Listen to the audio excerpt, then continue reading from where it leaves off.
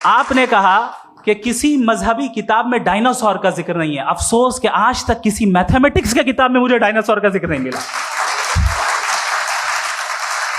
तो इसका मतलब मैथमेटिक्स की किताब बेकार है? नहीं, उसका वो टॉपिक नहीं है। रेवलेशन का और मजहबी किताबों का टॉपिक ये नहीं है कि आपको आके बताए साइकिल कैसे बनाते हैं, या आकर ये बताएं कि जो है डायनासोर कब था। वो तो मोरालिटी सिखाने आया है, गॉड के बारे में बताने आया, नॉन फिजिकल रियलिटी की हकीकत को सिखाने के लिए आया। रिलीजियन साइंस को रोकता है? नहीं रोकता। अगर रोकता है तो गलत करता है। रिलीजियन साइंटिज्म को रोकता है, जिसमें हमारे जावेद साहब मुब्तला हैं।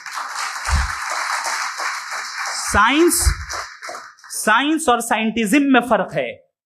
साइंटिज्म यह है कि आप समझें कि साइंस और साइंटिफिक मेथोडोलॉजी ये नॉलेज को हासिल करने का वाहिद सोर्स ऑफ नॉलेज है। यह है साइंटिज्म। हम इसे रिजेक्ट करते हैं।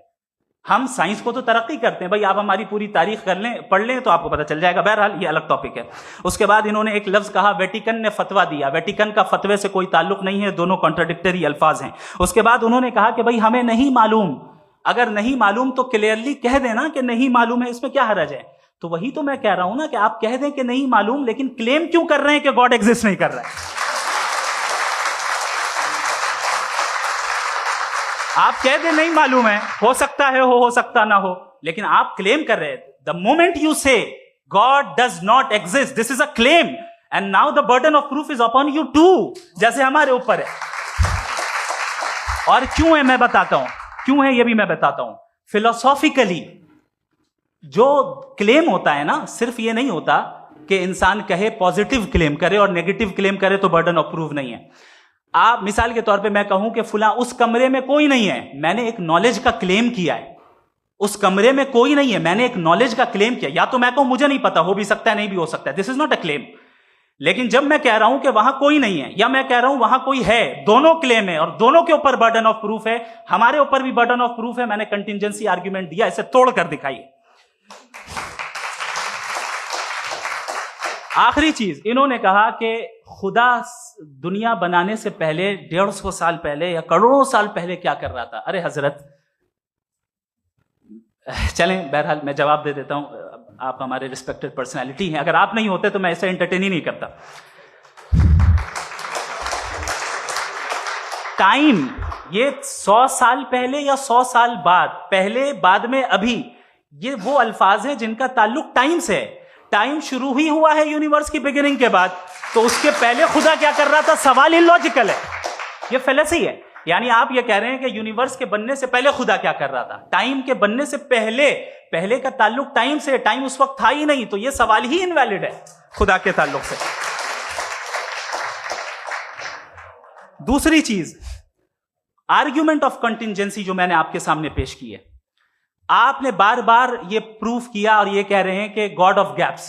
देखिए, पहले नहीं मालूम था, साइंस ने कर दिया। सिंपल्स की मिसाल से मैं समझा देता हूं। जिस गैप्स की आप बात कर रहे हैं ना, साइंस उन गैप्स को जिन चीज के जरिए भी प्रूव करेगा वो कॉन्टिजेंट ही होगा। अब चाहे वो फोर्स हो, मैटर हो या एनर्जी हो।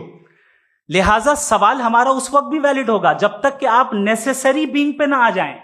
और इन्फिनिट रिग्रेस पॉसिबल नहीं है of causes in practical world, तो जाहिर है कहीं रुकना पड़ेगा। जहां रुकेंगे वही खुदा है। दूसरी चीज, आपने ये कहा, क्या कह रहा था मैं, किस पॉइंट को? What? Oh no, after that. Just now.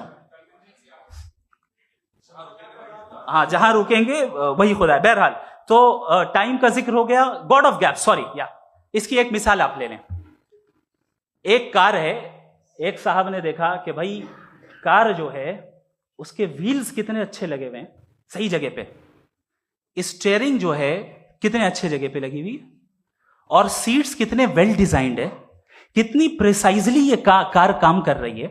तो जरूर कोई ना कोई इसे क्रिएट किया है, किसी ने क्रिएट किया है। अब जावेद साहब आए और कहे, अरे जनाब बोनेट खोलिए, इसमें इंजन है, इंजन इस कार को चला रहा है, hence prove no one has created the car. This is illogical, this is irrational. आपने इंजन के जरिए उस गैप को तो साबित किया, लेकिन क्या उससे कार की जो क्रिएशन है और उसका जो क्रिएटर है ये इम्पॉसिबल हो जाए? ऐसा पॉसिबल है? उसका सवाल खत्म हो जाए, ऐसा पॉसिबल है? नहीं। आपने गैप्स को फिल करके, कॉन्टिंजेंट चीजों से गैप्स को फिल करके हमारे ऑब्जर्वेशन को और ब्रॉड कर दिया। अब हमें और पता चल गया कि ये जो कार है इसका सिस्टम कितना ज्यादा कॉम्प्लेक्स है। पहले कम समझते थे, अब कॉम्प्लेक्सिटी और ज्यादा वाजे हो गई। अब हमें समझ में आ रहा है कि हमारी सर्टेनिटी और बढ़ गई कि जरूर इस कार को किसी ना किसी ने बनाया। यही मामला यूनिवर्स का है। साइंस हमेशा फिजिकल वर्ल्ड की चीजों को ही फिल करती जाएगी और फिजिकल चीजों से ही करती जाएगी, क्योंकि एम्पेरिकल एविडेंस का ताल्लुक फिजिकल वर्ल्ड से है। आप साइंस के जरिए मेटाफिजिकल रियलिटी को कभी साबित नहीं कर सकते। ये रॉन्ग टूल का इस्तेमाल करना है। ये वही काम है कि आप मेटल डिटेक्टर से प्लास्टिक डिटेक्टर करने चलें, जो कि जाहिर है सही नहीं है। Thank you.